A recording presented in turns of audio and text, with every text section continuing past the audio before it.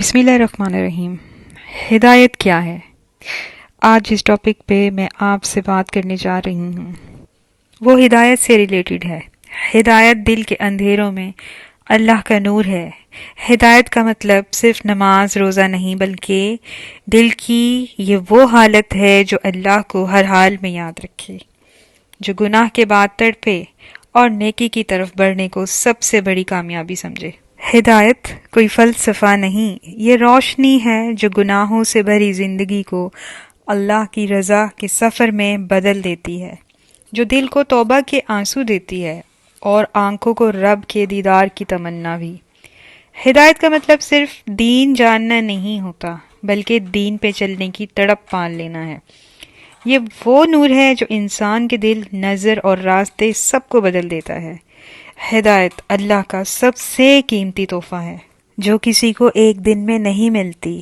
یہ دل کی زمین کو نرم کر کے، آنکھوں کو نم کر کے رب کی محبت سے آہستہ آہستہ اندر اترتی ہے۔ یہ ان لمحوں میں قریب آتی ہے جب تم دنیا کے سارے سوال چھوڑ کر بس رب سے جواب مانگتے ہو۔ ہدایت ایک تحفہ ہے جو فوراً نہیں دیا جاتا۔ یہ ان آنسوؤں کی قیمت پہ ملتی ہے جو تم نے چھپ کر بہائے، ان غلطیوں کے بعد ملتی ہے جن پر تم نے دل سے توبہ کی ہو۔ یہ دل کے سچے ارادے، اخلاص اور رب کی طلب سے ملتی ہے، اور جب ملتی ہے تو ساری دنیا بے معنی لگتی ہے۔ اسی بات سے ریلیٹڈ میں آپ کو صحیح بخاری کی ایک حدیث مبارکہ پیش کرتی ہوں کہ نبی صلی اللہ علیہ وآلہ وسلم نے فرمایا، جب اللہ کسی کے ساتھ بھلائی کا ارادہ کرتا ہے تو اسے دین کی سمجھ عطا کرتا ہے، یعنی ہدایت رب کی خاص نظر رحمت ہے۔ اللہ تعالیٰ فرماتے ہیں، مَن یہد اللہ فہو المہتدی، سورۃ الاعراف آیت نمبر 7-8۔ جسے اللہ ہدایت دے وہی ہدایت یافتہ ہے۔ ہدایت کا ملنا نصیب ہے، اور یہ نصیب صرف انسان کا ہوتا ہے جو سچائی کی طلب میں رب کو دل سے پکارتے ہیں۔ کبھی کبھی ہدایت ایک آیت سے دل میں اترتی ہے، کبھی کسی خاموش آنسو سے، اور کبھی سب دربند ہو کر ہمیں رب کی طرف لے جایا جاتا ہے۔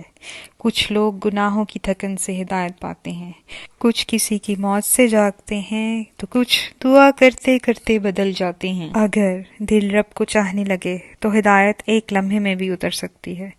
کبھی ہدایت کسی کے الفاظ سے ملتی ہے، کبھی تنہائی کی خاموشی میں، کبھی مسجد کے دروازے سے، اور کبھی قبرستان کی مٹی سے۔ دل بدلنے کو تیار ہو تو اللہ اسے خود ہی بدل دیتا ہے۔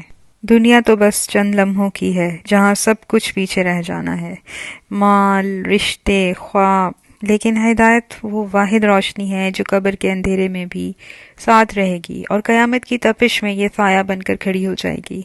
اسی لیے اپنے لیے بھی دعا مانگیں کہ اللہ آپ کے دل کو سیدھا رکھے، اور ان کے لیے بھی جنہوں نے خود پر ظلم کیا۔ اللہ سے ہمیشہ دعا کرتے رہا کریں، دل کی سلامتی، قدموں کی استقامت اور نظر کی بصیرت کے لیے، اور ان کے لیے بھی جو خود رب تک نہیں پہنچ پا رہے، شاید آپ کی دعا ان کے لیے ہدایت کا دروازہ کھول دے، کیونکہ ہدایت صرف نیکی نہیں، اللہ کا قرب ہے، اللہ کی محبت ہے، جس کے علاوہ کچھ بھی باقی نہیں۔ ہدایت بانٹنے سے کم نہیں ہوتی بلکہ بڑھتی ہے۔